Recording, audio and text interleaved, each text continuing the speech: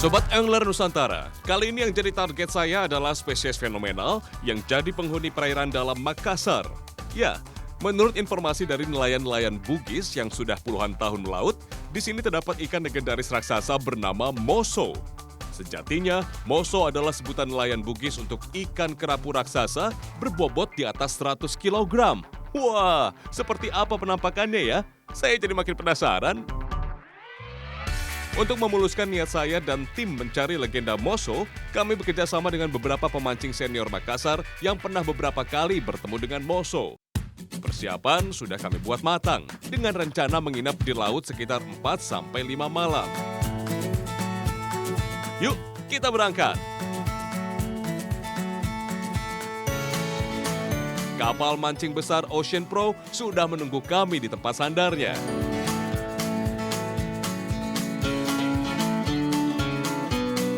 Sekilas mengenai Ocean Pro, meski terhitung baru, namun kapal ini cukup nyaman. Dilengkapi kamar tidur besar berpendingin udara yang mampu menampung hingga 10 orang. Kapal ini juga memiliki fasilitas dapur yang memadai, penyimpanan es, serta piranti navigasi yang cukup lengkap. Dengan demikian, kita tak perlu khawatir menginap lama di tengah lautan lepas. Sekarang, pelabuhan Popsa sudah kami tinggalkan. Kami akan menempuh jarak yang cukup jauh mencari legenda moso. Ya, pagi ini saya lagi ada di Sulawesi Selatan nih. Saya rencananya mau mancing ke selatannya Sulawesi. Saya rencananya mau jigging di sana. Nah, ini saya bersama dengan kapten sekaligus pemancingnya nih, Bang Andri. Bang, gimana Bang? Kita berapa lama perjalanan Bang? Kurang lebih 12 jam. 12 jam ya? Iya. Wow. Jadi kita mau ke arah mana sih Bang sebenarnya Bang? Ini ke Pulau Jaya Lamu. Pulau Jaya Lamu ya? Iya. Itu ke arah mana ya Sulawesi Bang? Selatan ya? Selatan ya? Iya. Ini, Selatan barat. ini kita di mana nih Bang? Kita di sini. Kita di sini? Ya, kita menuju ke bagian bawahnya ini. Hah? Oke, di sini, ke sini ya? Kita menuju ya. 12 jam menuju sini Bang ya? Iya. 12 jam. 12 jam. Jadi kita ngapain aja nih Bang? Sekarang perjalanan Bang? Ya istirahat dulu. Bisa bobo-bobo dulu. Bisa nyimpen tenaga Bang? Ya, nyimpen tenaga dulu. Jigging besok. Jadi besok nih. Jadi perjalanannya 12 jam. Jadi kita bisa istirahat dulu. Bisa istirahat boleh Bang ya? Bisa. Buat nyimpen tenaga besok katanya. Ikannya katanya lumayan besar di sini. Ada amberjack, dogtooth Bang ya. Nah ini kita mau coba jigging besok. Mantap. Istirahat dulu.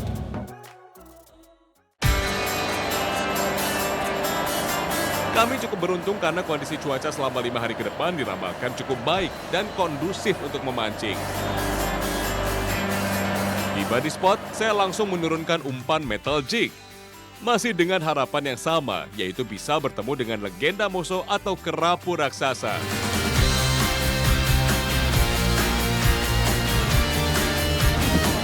Strike! Nah, ini dia, fish on. Ternyata rezeki saya ada di siang hari.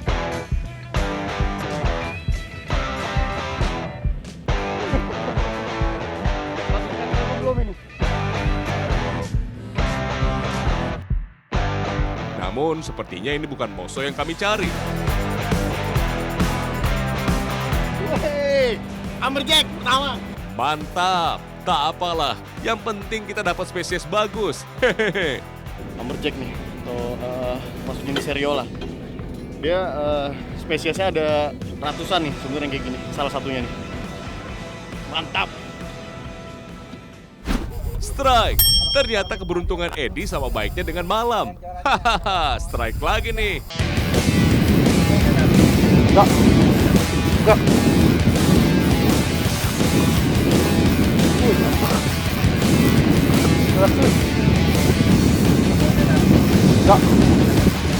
Cihuy, dapat tuna lagi nih.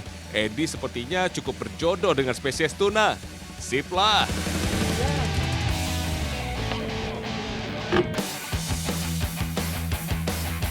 Mancing mania. Mantap. Strike pagi-pagi. Siang ini kami memang fokus pada teknik jigging. Meski kesempatan mendapatkan moso lebih besar pada malam hari, namun kami terus berusaha semaksimal mungkin. Fish on. Asyik. Ming ambil posisi strike.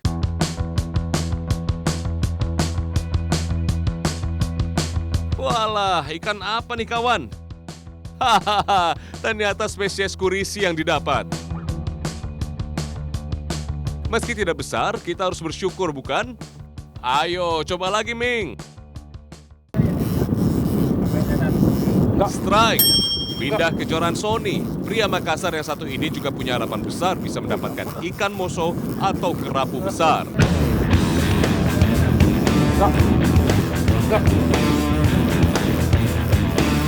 Namun sayang sekali, usahanya belum membuahkan hasil baik. Kembali kurisi table size yang naik.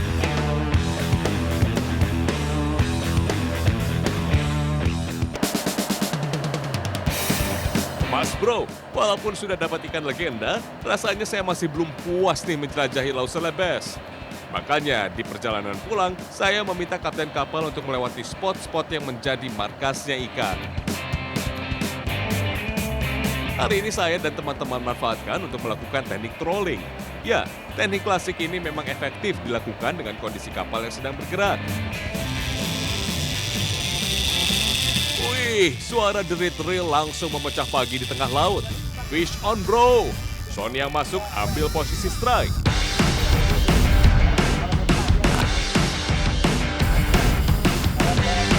Mungkin agak maju aja Bang Sony biar nggak kena tahu gitu. Wih, guys, cepat. Sepertinya ikan size besar yang menyantap umpan jenis conahead kami.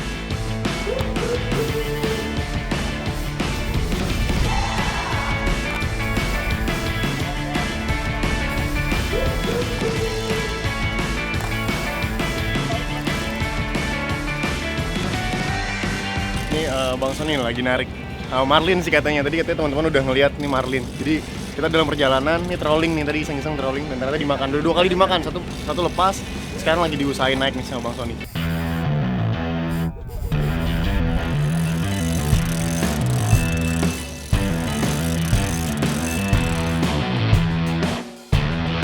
Wow, spektakuler. Lihatlah aksi ikan marlin ini. Mudah-mudahan kami berhasil membawanya ke atas kapal. Awas, ke bawah kapal! Awas, kapal putar! Putar kapal!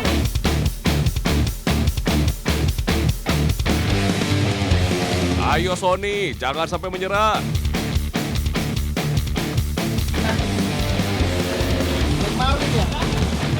Ayo! Akan ke bawah!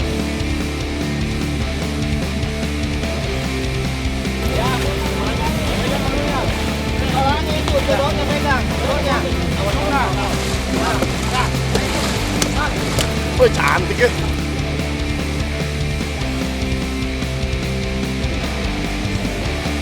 Setelah perjuangan yang tak mudah, ikan akhirnya berhasil kami dapatkan. Mantap!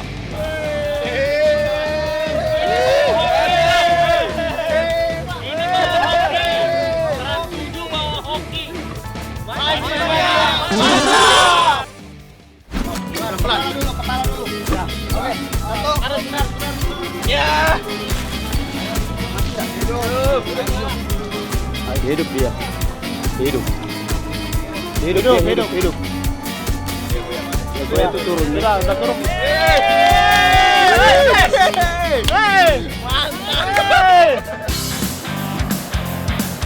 Walau matahari sudah tenggelam, seisi kapal tetap punya harapan besar jika malam ini akan menjadi malam yang spektakuler.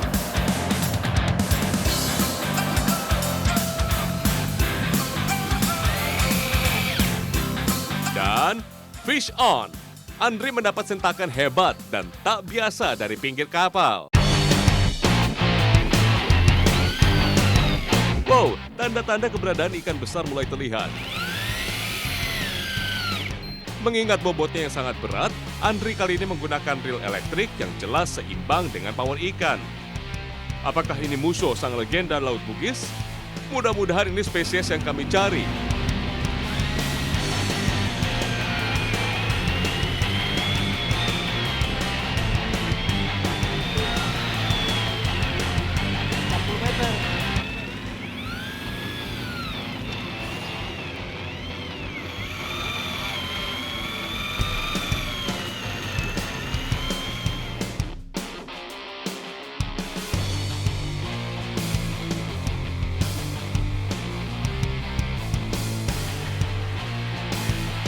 Saya sempat menahan napas dalam ketika penampakan kepala ikan yang cukup besar mulai membuat sisi kapal ngeri.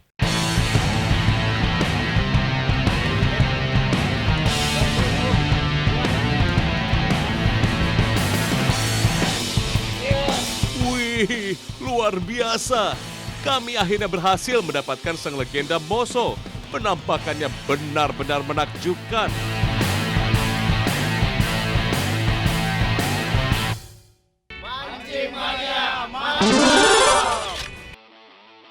Nih, Bang Andri nih.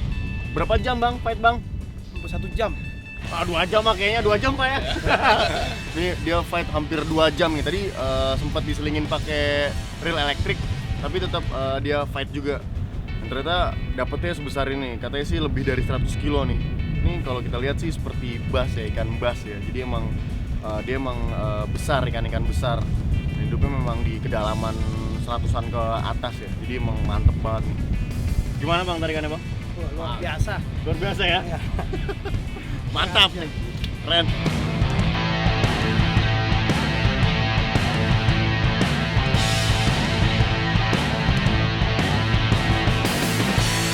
Nih kita perbandingan sama manusia nih. Ini ada ABK Bolang.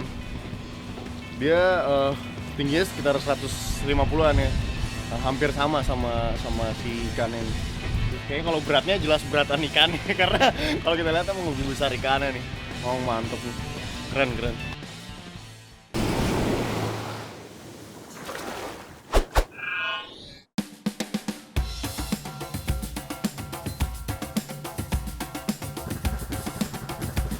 Sobat Angler, ramang-ramang yang terletak di pedalaman Sulawesi Selatan jadi target spot mancing saya berikutnya.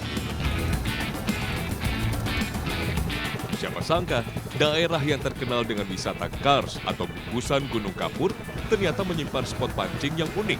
Ya, di Sungai Putih ini. Ada ikan apa yang sembunyi di sini? Ayo Mas Bro, kita jelajahi.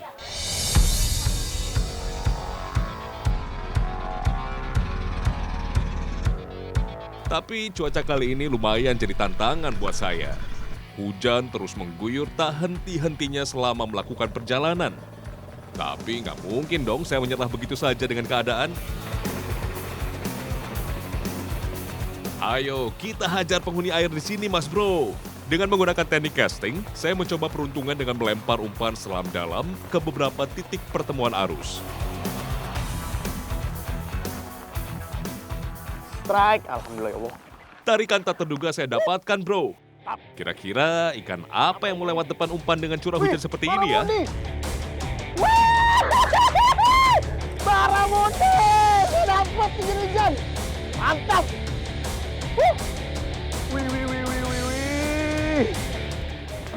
Ternyata yang terpancing adalah salah satu ikan tersulit yang pernah saya dapatkan. Wah, ini sih namanya berkah di kala hujan, pemirsa. Bener yang saya bilang. Kita nggak tahu ya kita beruntung apa enggaknya, tapi alhamdulillah saya sebenarnya lebih suka ikan ini, baramundi, karena dia biasanya kalau misalnya ngelepasin umpan kita, dia lompat-lompat dan di sisi kiri kanannya nih, di pipinya nih, ini tajam nih.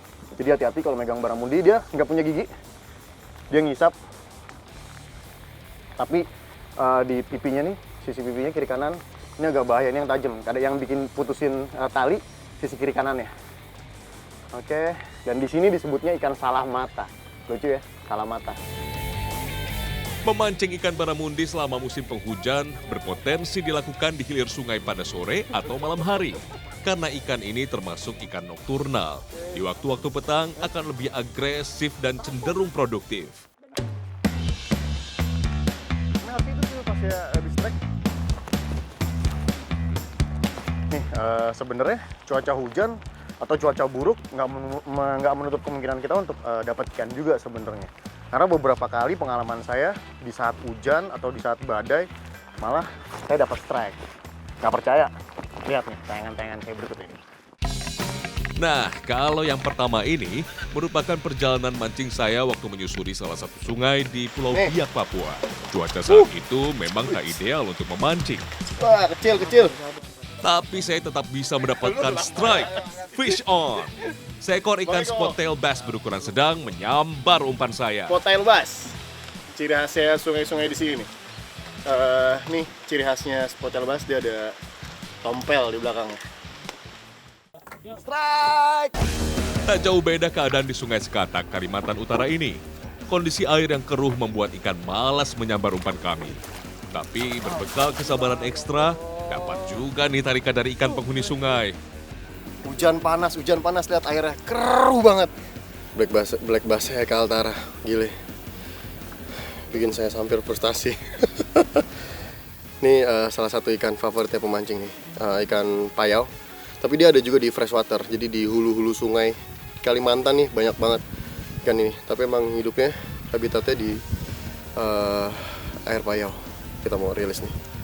Oke, GT-nya air payau.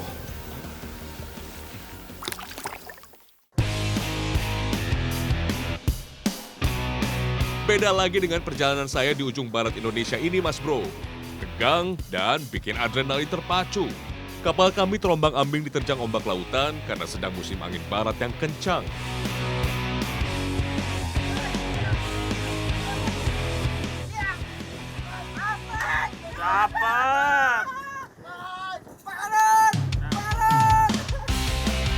Tapi lihat fight saya dong sama Giant Trevally yang menghuni spot ini.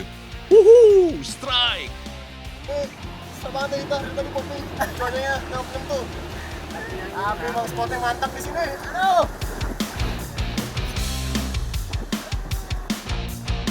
Lega rasanya pemirsa, dapat tarikan di cuaca baik sih udah biasa. Tapi kalau masih dapat sambaran di cuaca tak menentu kayak gini, rasanya luar biasa.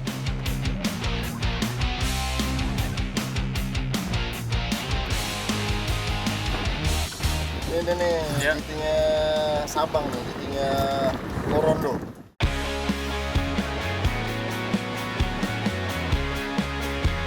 Saya mencoba pencarian hari ini dengan mengikuti kegiatan warga lokal mencari ikan dengan cara tradisional yang biasa mereka lakukan.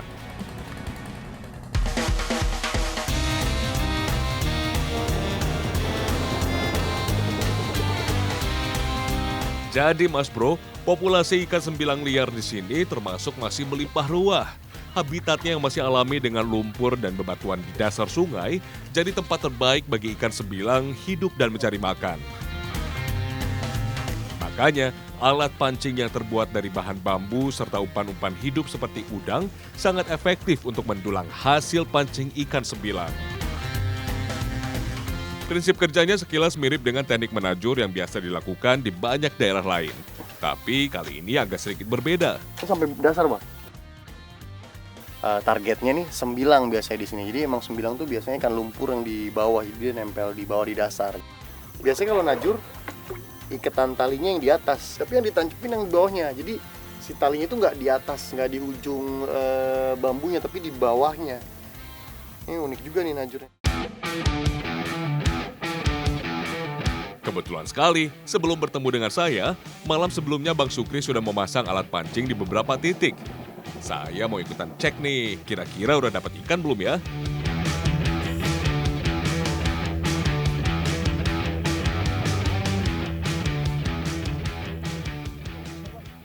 Fish on! Kita dapat nih seekor ikan sembilang. Buat melepas umpannya perlu diperhatikan ya. Ini kalau kita nggak tahu cara pegang ya, dia punya patil nih di atas sama kiri kanannya. Jadi kalau misalnya kita pegangnya asal, bahaya.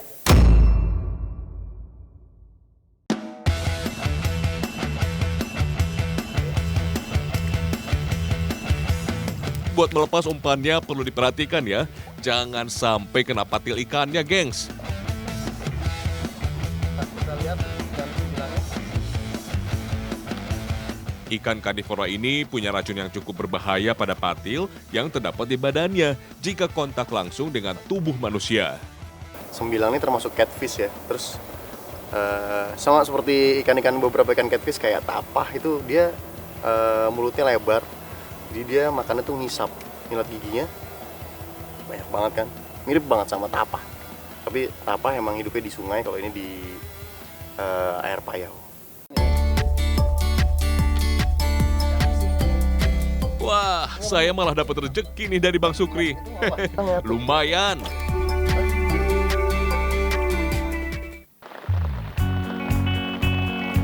Oke, apapun yang jadi halang rintang di depan mata, kita nggak boleh nyerah gitu aja. Pantang pulang sebelum strike. Asalkan stay safe ya bro. Semangat terus Sobat Angler. Mancing Mania semakin mantap.